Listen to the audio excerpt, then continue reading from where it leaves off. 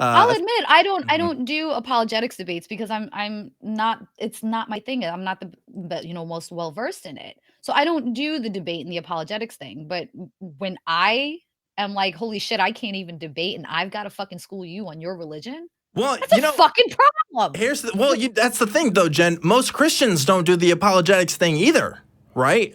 If you ask the average Christian in this country what apologetics is, I guarantee you They don't know. most of them won't even know, right? Like it really is a more modern invention than what people Mhm. kind of make it out to be. Now, that's not to say that the defense of Christianity and apologetics itself isn't ancient. It is. It goes back to as far back as when As Christianity was first started. But yeah. as the current apologetics that we see today, a lot of that developed in the 20th century and Right. a bit earlier. Like it's some stuff that you can point back to specific philosophers and people in the 19th and 18th. But point is, like, it's a lot of what we are talking about. I mean, talking about like DNA, for example. Like people didn't know what DNA was before, like, what was it, the 70s? 1950s, It right? was the Yeah, whole 50s. It yeah. started It's getting more like, into law like enforcement and there's everything in the these 70s, kinds yeah. of specific arguments that people are talking about when it comes to biology and when it comes to things that we observe about the universe and things like that. Like this is all a more modern conception of these ideas, and Mhm. so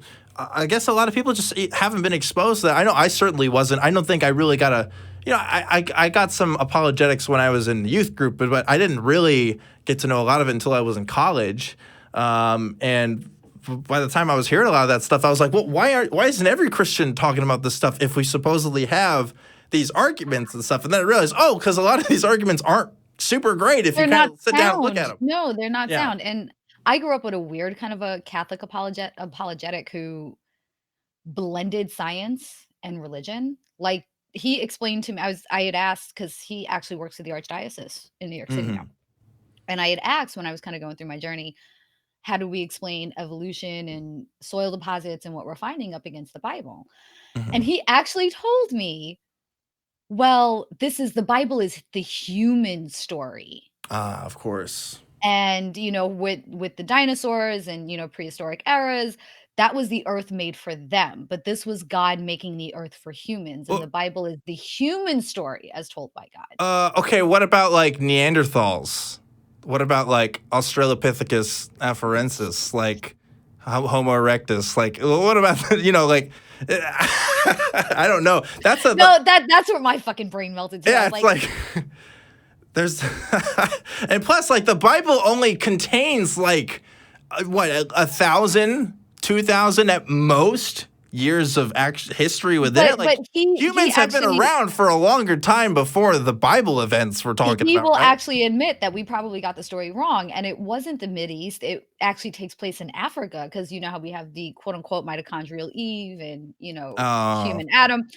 He'll actually say that we got the location wrong as modern humans, you're talking about and like bec the Garden of. yes, yes, and because the Earth, global warming and whatever he wants to pull out of his fucking ass at this point in time, that because of this Africa was actually more climate similar to the Middle East, and they're actually telling the story in Africa, and I'm just like, "How the Okay, fuck did I come from these people?" so Like, I'm all like, right, "Do we I which know we look alike, but do we fucking share DNA? What the fuck?" Like, which part of the Bible were the giants, the Nephilim at? Like what part of the country was that at? You know what I mean? Like I don't know. You can break that apart. And plus, I'm like 4'10", and most of my family is short, so maybe this was just my family retelling of tall people. maybe I don't know, but it's weird how we approach it now. Again, like just as kind of post Christians, like we're not Christians anymore, but we know enough about it because I don't know, we did the work. And like that's kind of the problem, right? It's like there are people who are Christians who study these apologetics and really get into it. But a lot of them, when they get to that point where they study it a lot, they become atheists. They Like do, and they and stop I believing. always make the joke, which really Yeah. pisses off my family. They're like, they'll argue the Bible with me, and I just sit there. I'm like, Yeah. and "Well, what do you mean?" And I'm like, "How do you?" They're like, "How do you know more about this than we do?" And I'm like, because I studied the Bible and that's how I became an atheist. Yeah, that's the other thing too, because when Christians talk to me and they find out I'm an atheist, they just assume I know nothing about Christianity. It's like, I live in the United States. Like, most of us, even if we didn't grow up in churches, I mean, we know who at least Jesus was. They might say, oh, did you really know Jesus? Like, and there's that kind of stuff. But the point is, like, My date really wanted me to know Jesus. I know that much. well, it's just, it's a lot more common in this country than what people make it out to be. It's not some secret, Christianity's not like this hidden thing anymore. But anyway.